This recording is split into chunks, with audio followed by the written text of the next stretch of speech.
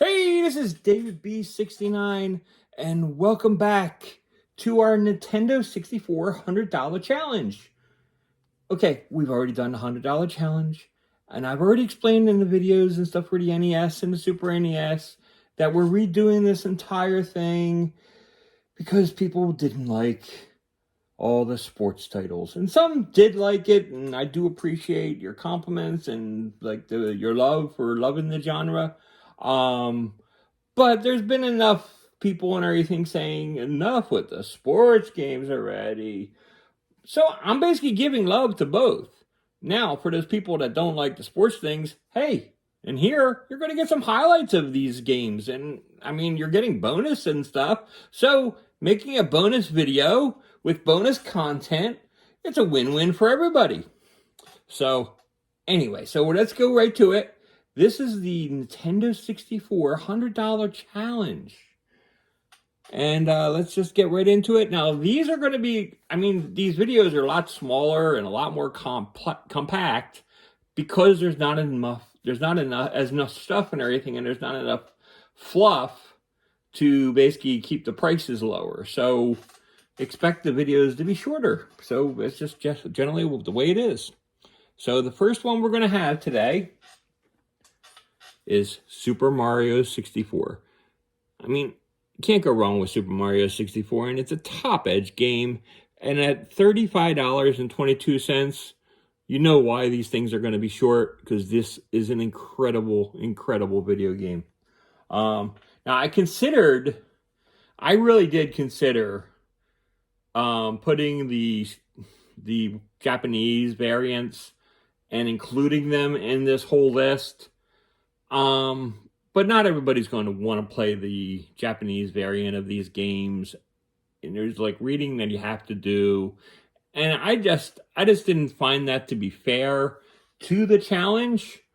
Could I do that? Yes. I mean, I have the Japanese Super Mario, but I just didn't think it's fair. And it is a cheaper alternative. So if you wanted to do that, you could do that. I'm just not doing it for my videos just to try to save on money. I just think it's cheesy, and you're not getting the exact same experience because you can't read what the text says unless you can speak Japanese and read Japanese, or have the converter, because I use Google Translate when I'm playing Japanese games, and that's how I get through some of these games. But yeah, so okay. So, Mario 64. It's a delightful game to try to gain 70 stars to free Princess Peach from the evil clutches of Bowser. And it's this fantastical game where you go inside these paintings that are in the wall to free up the stars to somehow save Princess Peach. It's a wild game, and Bowser has lots of friends, like here's King Big Babam, and it's just like really cool, and it's like really creative, and it's fun for kids and adults to play.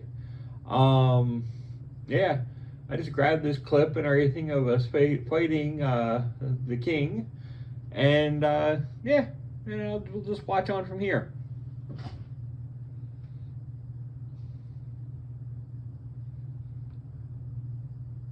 Sorry for the no sound, but I trimmed it out because I am not trusting of Nintendo and what they can decide to keep in or out.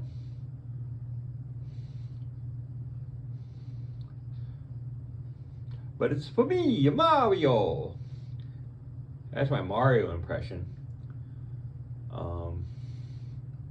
People seem to think I do an okay Gollum. So that's my Mario one. So, which is better, it's a me, Mario. No, that's a really bad one actually. It didn't even sound coming out right. It's a me, Mario. That's a little bit better, I think.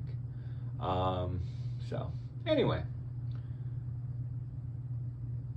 that is the first game.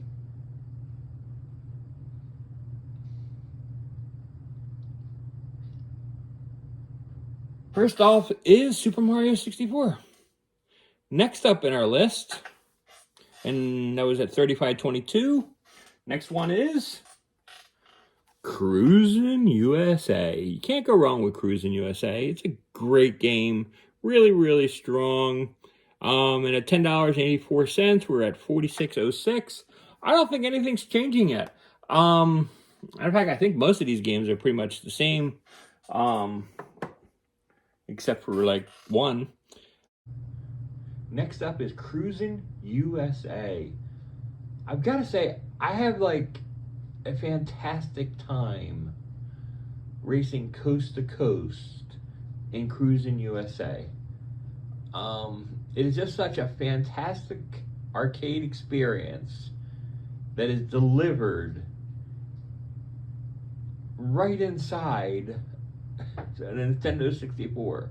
It's just amazing that it's like they actually captured the game and put it on there. I mean, the only thing that's a little different is like you don't really have a great background. I mean, the background is kind of crappy. I mean, you can see that you're only basically seeing like pretty much 100, 200 feet in front of you at one time. You're not getting like too much detail, but at the same time, they fake you into it by having all these curves and stuff and everything. Say, oh, you couldn't see it because of the curve, but you would be able to see something. I mean, something would be there.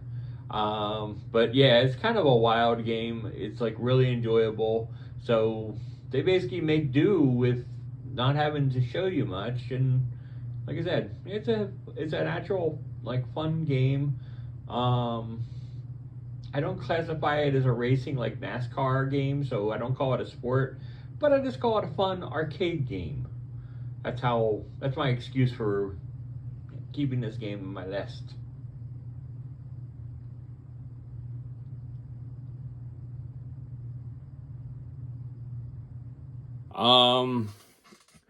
And that is yeah, it's $10.84 to make it at $46.06. But like I said, you're getting video content on here, so you are getting bonuses. So let's be happy with that. Next up is Star Wars: Shadows of the Empire. Love this game. Takes place between Empire Strikes Back and Return of the Jedi. Great story, great book. If you haven't actually read this book, it's actually a really good book as well. And it's $13.98 to bring our total to $60.04. Yeah, like I said, if you have not read Shadows of the Empire, it's a really good book. Try reading it sometime. It's really good. Next up is Shadows of the Empire. This is like an absolute tremendous, and I just grabbed a couple clips. This one's reliving the Battle of Hoth, which is absolutely amazing. Then basically, then there would be what's called. Then we're trying to get away from Hoth, and we're basically battling to get out. You can see the Millennium Falcon taking off, which is like really fantastic. If I didn't recommend Shadows of the Empire, I highly recommend it. It's great. There's great like shooting from cockpit and there. Then next up, got Star Wars Episode 1 Racer. Now this is an actual cheap game. Now the pricing is based, I mean, I've gone over the pricing on previous videos. Cartridge-based games are cart only. So I'm showing you the box, but that's not included in the pricing here. It's $9.99, bringing our total to $70.03.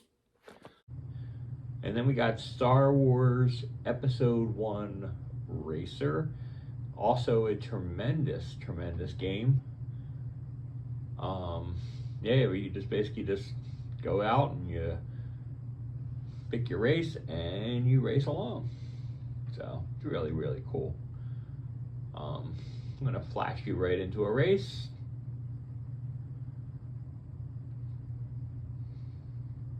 It's basically going to show one lap because I'm just trying to save a little bit of time. Because you guys don't want to be bored and all the time and everything that it takes to do all this. But it's fun. You do get sick of hearing Anakin whine, but it's kind of the cool part of it too.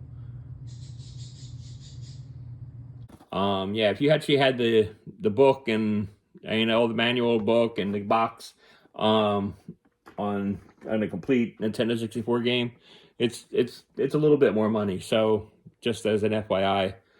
And that brings us to $70.03. And our last game, and it's because it's valued at $24.35 that this has to be our last game, is Yoshi's Story. Yoshi's Story is like loads of fun and a great game to play. Highly recommend this game.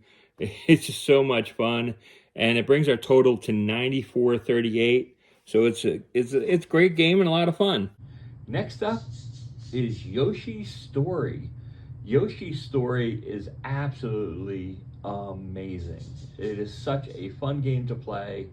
Highly recommend Yoshi's Story to anybody who has any kind of interest in it.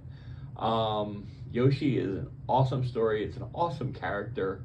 Well, I wouldn't call the story awesome. I mean, the story is kind of like, I don't know, pseudo crazy. I really don't. I'm not in love with the story, but it is a story. It's it's fun and it's great for kids to play and for adults to play as well. So that is Yoshi's Story.